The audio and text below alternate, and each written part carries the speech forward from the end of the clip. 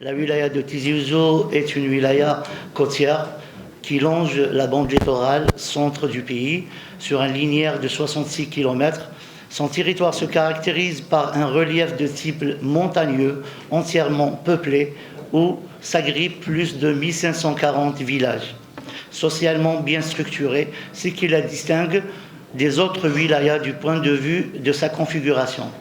Elle s'étend sur une superficie de 2958 km² et comprend une population qui s'élève à 1 382 215 habitants selon les résultats préliminaires du RGPH de l'année 2020, soit une densité les plus importante à l'échelle nationale qui est de 467 habitants par km².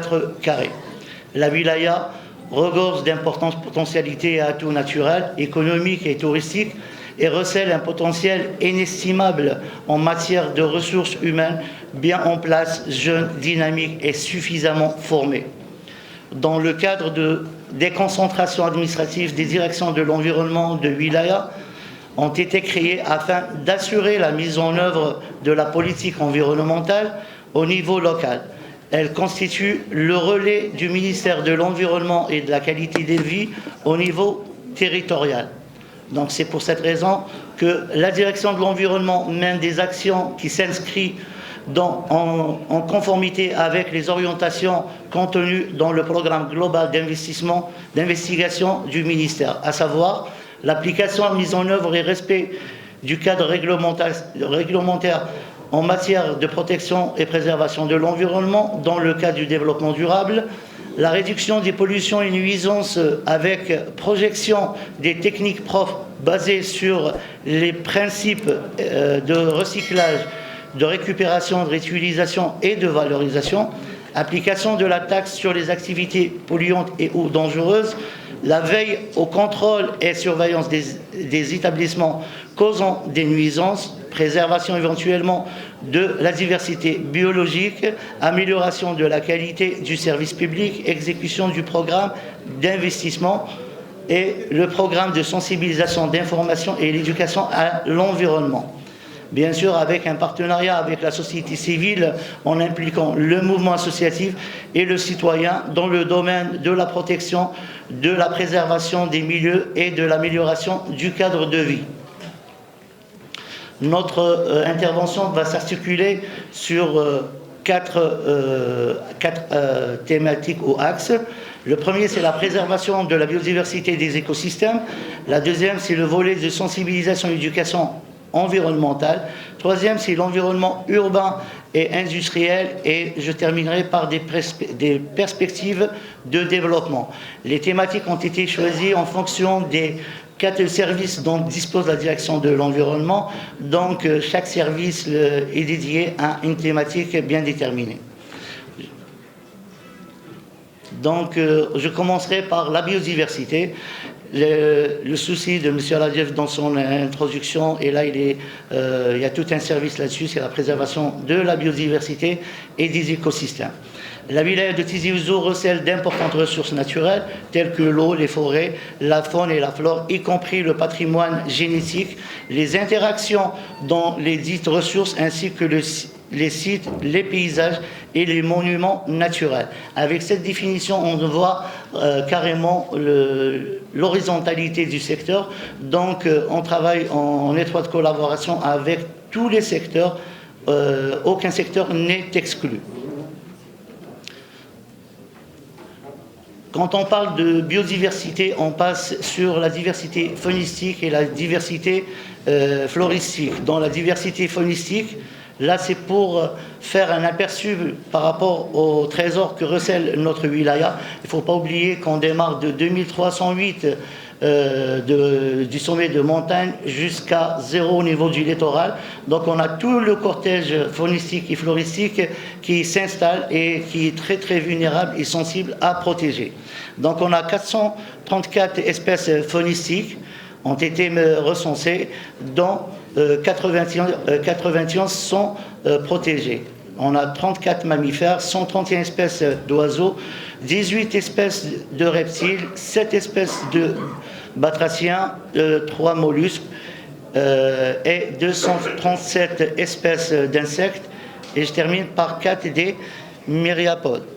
Donc ces statistiques sont recueillies par le biais de nos confrères du Parc national Dios-Djurdjura. La richesse floristique, la wilaya compte 1242 espèces végétales, appartient à 84 familles, dont 66 sont protégées, à savoir les espèces, 35 espèces endémiques, 90 champignons, 54 lichens et 260 espèces médicinales. Quand on parle de diversité floristique, on ne peut pas échapper au cadastre des espaces verts de la wilaya. Et dans ce cadre, et dans le cadre de l'amélioration de la qualité de vie des citoyens par l'embellissement des villes à travers l'entretien et l'amélioration de la qualité des espaces verts urbains existants et la création d'autres espaces de toute nature afin de leur offrir des trames vertes et fleuries, des milieux de détente et de récréation conformément à la loi 0706 relative à la gestion et la protection et au développement des espaces verts. La direction de l'environnement effectue le cadastre des espaces verts, veille et insiste à l'introduction des espaces verts dans tout projet d'équipement et autres, aussi que dans les études d'aménagement et des instruments d'urbanisme. Et là, lors de l'intervention ou l'admission de ces dossiers pour avis, donc nous, on exige à ce qu'il y ait ces espaces verts dans les aménagements des dossiers de permis de construire.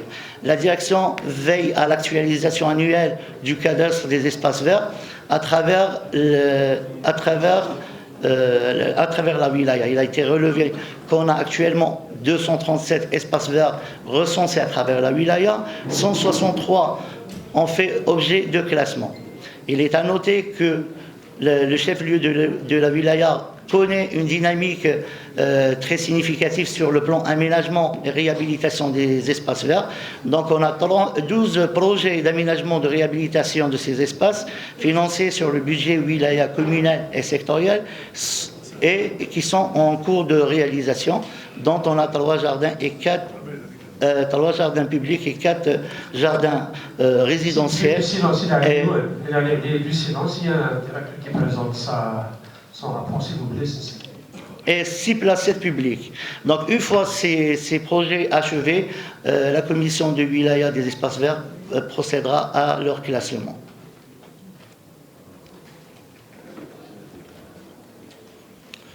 Quand on parle de biodiversité, on intègre toujours les aires protégées.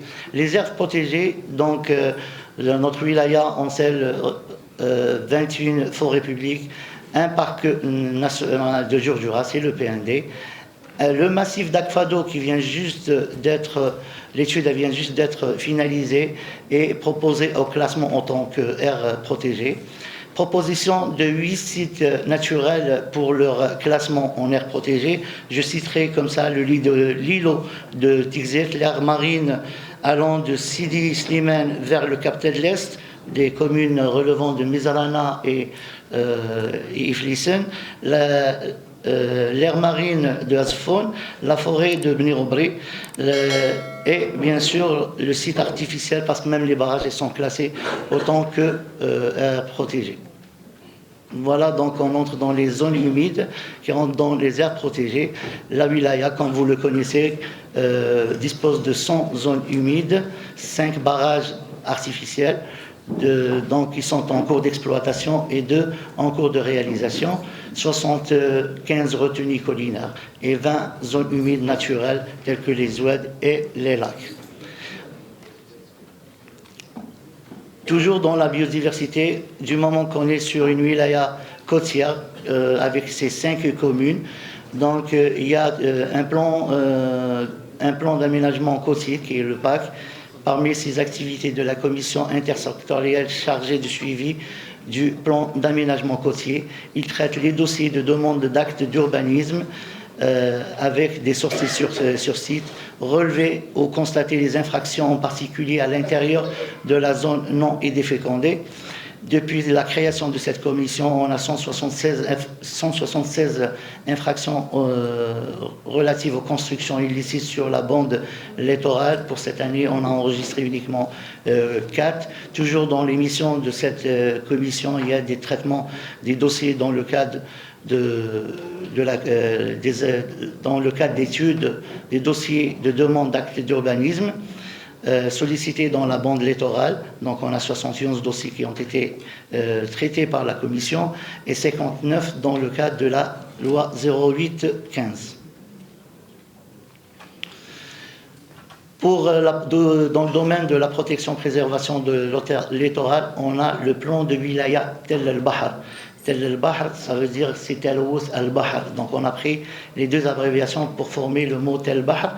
Donc c'est un plan institué par la loi 0202 relatif au littoral.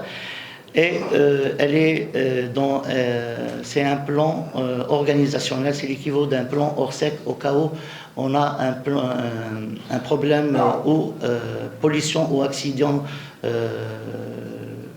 une pollution marine ou accident d'ordre industriel. Donc cette commission, dans ce plan, on recense tous les moyens de la wilaya, les moyens humains, les moyens matériels à mettre en œuvre pour intervention. Donc l'actualisation de ce plan se fait d'une manière annuelle pour l'actualisation et le comité est présidé bien sûr par M. Louali.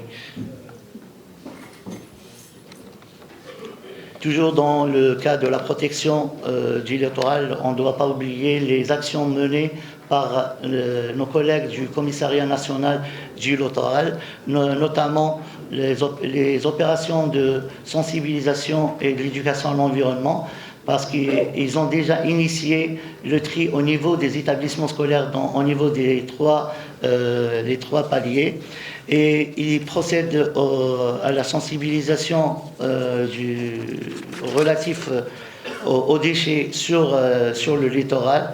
Ils procèdent à des campagnes de nettoiement des fonds marins, bien sûr par le biais des associations spécifiques, et bien sûr un plan d'action relatif au balisage de la limite inférieure de la posidonie. La posidonie est une plante endémique à la région qu'on doit bien sûr préserver parce qu'elle est assustée à des dégradations. Bien sûr, on parle du littoral, donc on parle des différentes campagnes d'analyse physico-chimie effectuées par les OST du ministère, des sorties d'inspection au niveau des plages, des analyses microbio effectuées par les services de la santé et bien sûr les analyses physico-chimiques effectuées par les services, les OST du ministère. On parlait depuis tout à l'heure sur la sensibilisation et l'information, c'est le grand volet, c'est notre cheval de bataille. Donc la sensibilisation et l'information à l'environnement représentent un axe important dans la politique sectorielle. Elle vise à développer chez les citoyens une compréhension approfondie des enjeux environnementaux et à promouvoir des comportements respectueux de l'environnement. Elle offre aux élèves les connaissances, compétences et attitudes nécessaires pour devenir des citoyens et des professionnels responsables et engagés dans la préservation de la planète. Dans cette démarche, en date du janvier 2025, le ministre de l'Environnement et de la Qualité de vie a procédé au renouvellement et l'actualisation d'un protocole d'accord avec le ministère de l'Éducation nationale, signé en 2003, qui a pour but, j'ai énuméré ces deux, parce qu'il y en a plusieurs, promouvoir l'éducation environnementale en milieu scolaire et généralisation, renforcement de l'éducation environnementale dans les établissements éducatifs. Donc, quand on parle de l'éducation environnement, c'est en collaboration avec l'éducation, ça a été dit. Donc, en signant ces conventions, on a pu créer 157 clubs environnementaux dans les 3 paliers, primaire, secondaire et lycée. Et en 2015, on a équipé En outils informatiques et télévisuels, 50 clubs. Pour cette année, 45 autres clubs vont bénéficier de matériel de jardinage, de bacs pour le tri, parmi lesquels 29 bénéficieront d'une serre de jardinage, avec l'accompagnement et l'installation au niveau de la maison de l'environnement. Sensibilisation, bien sûr, on doit aussi parler avec la collaboration du mouvement associatif. Donc le tissu associatif activant dans le domaine de l'environnement est représenté par un nombre de 93 associations agréées. La direction de l'environnement mène un programme de sensibilisation d'éducation à l'environnement, et ce avec le mouvement associatif, les scouts musulmans, collaboration avec la direction de l'éducation, le CNFE, le CNL, et les autres directions. Ces cours traitent des thématiques dont tout le monde parle, l'importance et l'initiation au tri sélectif, le compostage, la valorisation au recyclage, les journées mondiales de la terre, de l'environnement, de la côte, prévention contre les risques d'inondation, l'importance des espaces verts, la pollution et ses impacts sur l'air, le sol et l'eau, l'arbre et son rôle dans l'équilibre écologique, la biodiversité et les changements thématiques et d'autres sujets. En collaboration bien sûr avec l'acteur principal, c'est la société civile, c'est le traitement des conflits environnementaux avec les comités de village et leur situation ayant trait au cadre de vie, les rejets liquides, des eaux usées à ciel ouvert, les techniques de compostage, l'initiation au tri sélectif. Bien sûr, c'est les services de l'environnement qui se déplacent au village, et généralement l'agente féminine elle est présente dans ces cours de sensibilisation.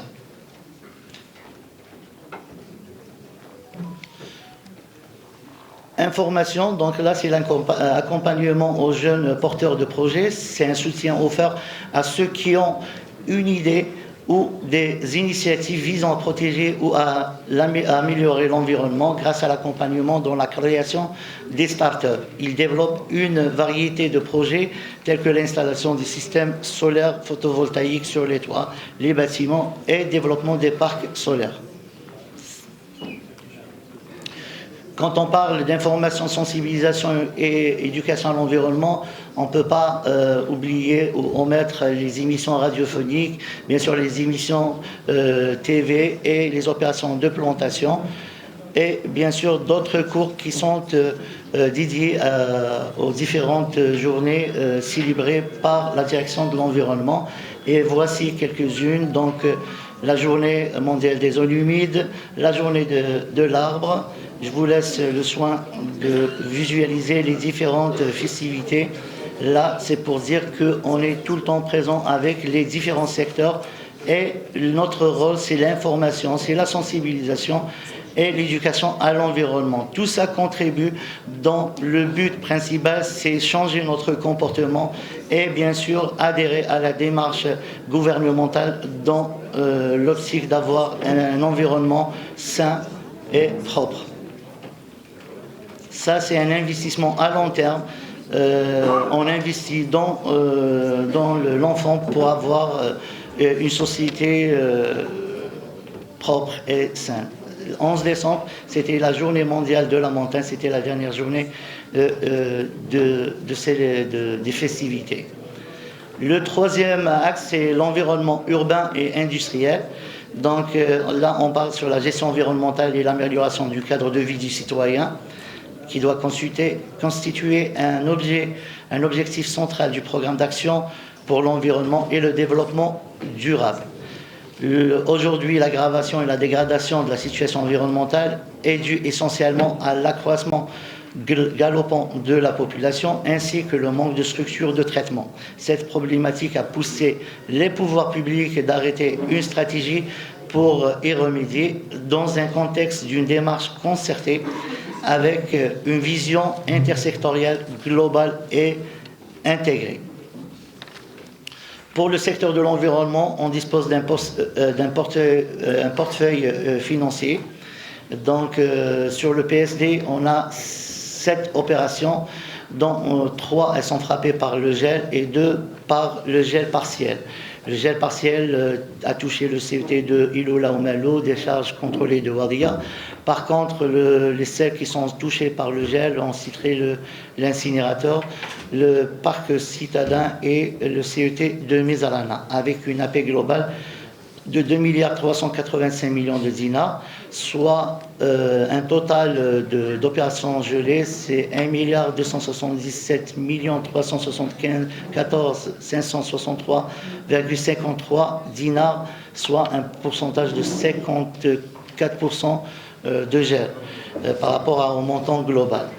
Une autre source de financement qui est le FNEL. Donc on a 6 opérations avec une AP globale de 801 626 500 dinars. Là, on citerait bien sûr la station de Lixivia, l'extension de Ouad Fali, l'éradication des talois des charges sauvages de Tedmate, Bourni et Texert. Et bien sûr, l'aménagement, réhabilitation du jardin Khaled Rachid. Et donc, on a ces opérations d'investissement. Donc, quand on parle de gestion de déchets, avec une population qui est de plus de 1 382 215 habitants, qui génère 800 grammes par jour. Donc, on retombe sur une quantité de déchets générés de 370 475 tonnes par an. Donc, ces déchets, on a 63% sont traités dans une unité de traitement. Donc, on a 4 CUT et 6 décharges contrôlées. Et bien sûr, la quantité non traitée, qui est de 37%, engendre bien sûr des dépotoirs au niveau des forêts et des oueds. Donc les infrastructures de traitement des déchets ménagers et assimilés, je viens de les citer, on a 4 CET. Monsieur Lajef a pris le soin de les citer, je vais les reciter. On a le CET de Oued Fali, de Bourni, de Mizan et de Wassif. Les 6 décharges contrôlées en exploitation, on vient de rajouter celle de Gnigoran.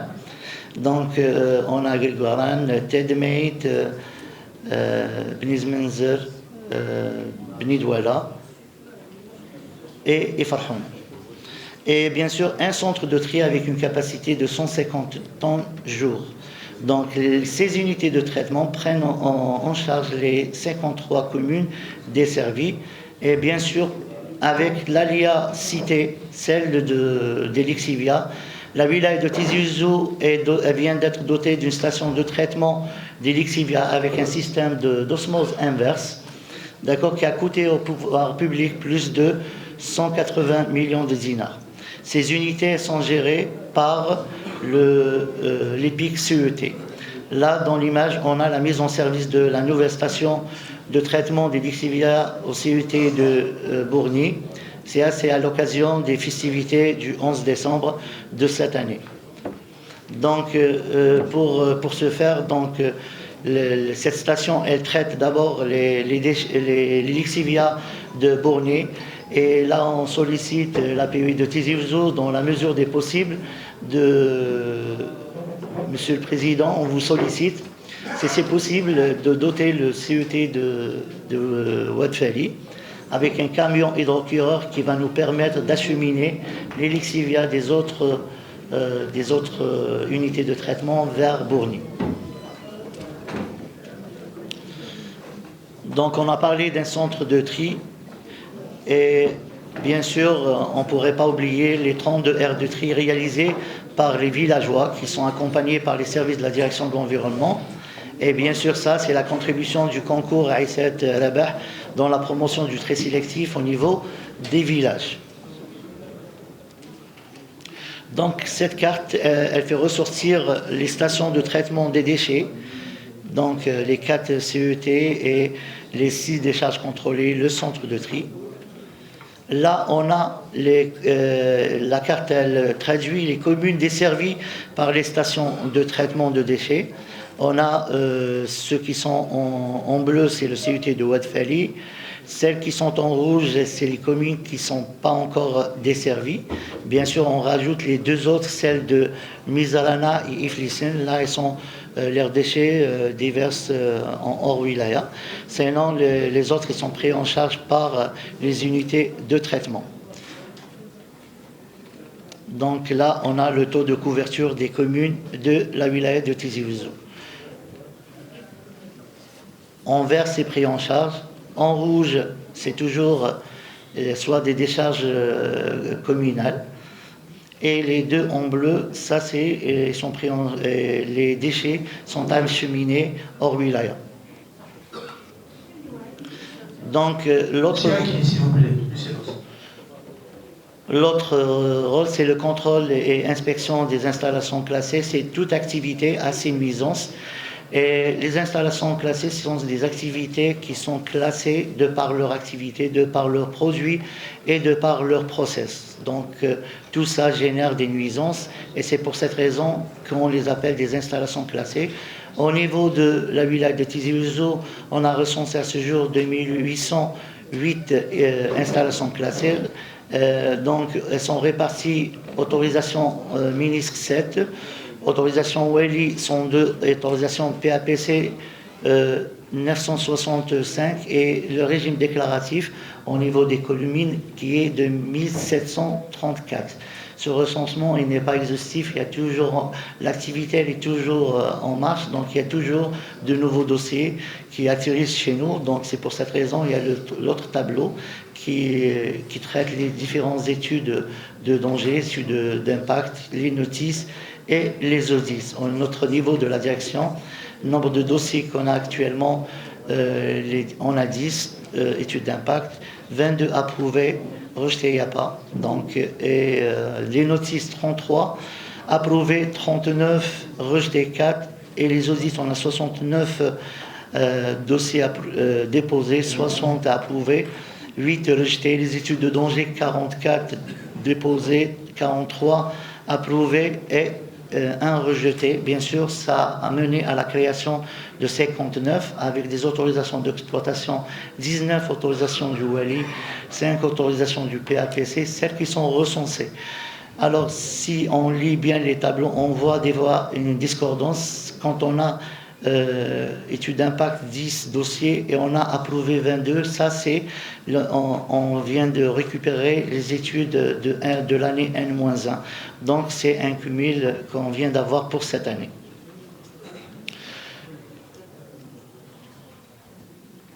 Donc, toujours dans le cas de contrôle et inspection, les inspecteurs de l'environnement procèdent dans le cadre des commissions des visites d'inspection de 134. Bien sûr, c'est des visites d'inspection au niveau de ces installations classées. On a noté 56 mises en demeure et 3 fermetures. Les fermetures, c'est vraiment à l'extrême quand la pollution elle est flagrante et quand l'impact néfaste est vraiment très significatif. Bien sûr, on traite aussi les différentes requêtes, donc telles que les matériaux de construction, les rejets liquides, les déchets d'activité de soins et autres. Ça, c'est parce que c'est la saison oléicole, donc là, c'est un petit exemple par rapport aux pollutions générées par les activités oléicoles. Généralement, c'est les margines et les grignons. C'est pour cette raison on sort sur les terrains et on les sensibilise par rapport aux bassins de lagunage ou les bassins de traitement qui doivent être curés à la veille de chaque saison pour éviter éventuellement les rejets dans le milieu récepteur. On venait juste de décrire l'importance de ces milieux dans le cadre de préservation des écosystèmes et de la biodiversité. Donc là, un autre volet qui n'est pas de moindre, c'est les déchets spéciaux et spéciaux dangereux. Et dans l'intervention de M. Radjev, il avait parlé sur les produits dangereux. Je citerai les PCB. Et dans ce cadre, la direction de l'environnement plutôt le ministère de l'Environnement a procédé à l'enlèvement des PCB qui se trouvaient dans 2 unités, les grandes unités de Tizi Ouzou, à savoir le NIM de Ouadaïsé. Monsieur le directeur, s'il vous plaît, il y a beaucoup de théories. Je pense qu'il faut abréger. Ça, Monsieur le Président, ça c'est pas de la théorie, ça c'est des faits. Ça, quand on dit que ça a été évacué, c'est un problème qui traîne des années. Le cas des pesticides, c'est un problème crucial pour la santé publique. Donc, c'est une opération qui a été menée et on a pu éliminer ces postes transformateurs. 20 postes transformateurs, 92 batteries de condensation, 3 fûts de 200 litres d'huile pyralène, c'est un produit chimique, 5 fûts métalliques contaminés par des déchets contaminés de produits chimiques. Et bien sûr, c'est des endroits c'est des produits qui ont pris une grande place au niveau de ces unités. Et Dieu merci, ça a été évacué et on a libéré ces espaces qui ont pris beaucoup de place. La même chose pour les opérations de pesticides. C'est un grand fardeau, c'est un passif qui était au niveau des communes, dans les opérations de l'anti-accrédien. Donc mes éléments, mes cadres, mes inspecteurs ont fait le recensement de tous ces produits et on a sollicité le ministère pour leur éradication. Et Dieu merci, ça a été, bien sûr, après l'intervention de M. Louali, ça a été accordé. Et on a 10 sites recensés abritant les 26 600 litres de produits chimiques. Donc ces produits vont être évacués par une entreprise désignée par le ministère de l'Environnement qui est Lafarge Green Sky. Donc les déchets d'activité de soins eux-mêmes c'est un grand problème au niveau des EPH, des EPHP, des EPSP, des EPH. Et c'est pour cette raison qu'on est là pour contrôler. Ça paraît de la littérature, mais sur le terrain, non. Avec des mises en demeure, avec des trucs de sensibilisation et d'information, ça c'est oui, on trouve le résultat. La preuve, après retour des inspecteurs vers les mêmes unités, alhamdoulilah, il y a un comportement qui changé. Donc, ce n'est pas de la littérature, c'est un travail sur le terrain. Et sincèrement, je vois le résultat sur le terrain et vous pouvez les constater vous-même en vous rapprochant des différentes unités déjà traitées. Donc, au contrôle et inspection des établissements publics et privés des activités de soins, on a eu 13 mises en demeure pour l'absence des déclarations de ces produits et bien sûr le non-respect des hygiènes. Maintenant, donc, on va un petit peu résumer, je suis presque à la fin. Donc, on a les contraintes, c'est la saturation des casiers, la rareté du foncier, l'opposition des riverains par rapport à l'implantation de ces unités et bien sûr l'absence des transports par rapport aux certaines commissions de wilaya, notamment la commission des installations classées. Et bien sûr, tout le monde est au courant que la direction de l'environnement ne dispose pas de subdivision. Néanmoins, on essaye avec tous les moyens d'être présent dans toutes les commissions. Perspective du secteur, la problématique des déchets, elle prime sur le problème. Et c'est pour cette raison qu'à chaque fois, on insiste sur l'acquisition des équipements, des aires de tri au niveau des villages, réalisation équipement d'une unité de valorisation énergétique de déchets ménagers, l'étude achevée, terrain retenu, réalisation d'une unité de traitement des déchets à Texas, réalisation de 4 unités de traitement au niveau d'Es Mahmoudi, Lula Oumalo, Akvil et Makouda, réalisation de 3 centres de tri au niveau de Bourni, Tizirnif et Atihia, réalisation d'une unité de valorisation de déchets organiques, c'est le compostage à DBK, et un centre pour les inêtres au niveau de Tizi Ouzou. Ça, c'est la répartition de notre projection pour la gestion des déchets au niveau de la wilaya de Tizi Ouzou. Bien sûr, il y a d'autres solutions à proposer. C'est la création des startups spécialisées dans le domaine de recyclage et bien sûr, rester toujours dans l'accompagnement, l'information, la sensibilisation, accompagner les porteurs de projets et promouvoir l'investissement dans le cadre de l'économie circulaire. Bien sûr, exemple, création des activités dédiées au traitement des déchets. je terminerai que l'engagement de la jeunesse dans la protection de l'environnement et la promotion du développement durable est essentiel pour construire un avenir plus juste et plus résilient. Et merci de m'avoir écouté. يعطيك صحة مسيو الديريكتور ثاني ميرت يعطيك صحة. Mais qui تحب ça monsieur le directeur parce que il y a beaucoup de littérature, c'est de la théorie. Effectivement, on semble que c'est de la théorie. Mais ce sont des impacts, c'est-à-dire que le citoyen, qu'est-ce que je suis le citoyen? Je suis l'indivara. Je suis l'indivara, c'est un constat. C'est une pollution d'abord visuelle, on voit les décharges. Et c'est un constat amer parce que c'est quelque chose qui demeure toujours avec Nigila. Mais sinon, dans votre exposé, c'est comme si c'était un exposé. Un certain temps, je me suis dit, est-ce que c'est les forêts? On n'a pas besoin du listing des batraciens, des reptiles. On n'a pas besoin du listing. Non, ce n'est pas alors dans le journal qu'on essaye. Ce n'est pas le listing des batraciens, des usines, les reptiles, les champignons, mais surtout les actions. L'impact des actions et que ce soit la même sort, la direction de l'environnement. Il y a beaucoup d'espaces verts, mais les espaces verts, ils sont verts, ils sont pollués. 237 espaces verts, 163 classés, mais est-ce qu'ils sont les espaces qui sont verts? Est-ce qu'une personne a droit à dire Qimdina? Je parle surtout de la ville de Tizi Ouzou, en dehors de la ville de Tizi Ouzou. Le plan Tel Bahr 2014, 2017, actualisé chaque année. Est-ce qu'il y a un impact? Est-ce qu'il y a quelque chose qui est visible et palpable sur le terrain? Voilà ce qu'on veut. Donc c'est pour ça que, à mon avis, il y a beaucoup de théories. Et puis, la pollution, par rapport aux huileries, c'est le moment, c'est la période de la récolte des olives. Aujourd'hui, on voit beaucoup de WED, beaucoup de retenues collinaires polluées. Faut-il agir avant la pollution ou la faire? C'est bon, là. Le WED Sibaot, vers le Sahel, c'est un déverchen. Le WED Sibaot, du Sahel, le Sahel, déverchen. Donc c'est bon, c'est jeté dans le massif. Kif les retenues collinaires du côté d'Imsouhal. Ils sont pollués par les margines. L'action, elle est avant. Qu'est-ce qu'on va faire avec cette pollution?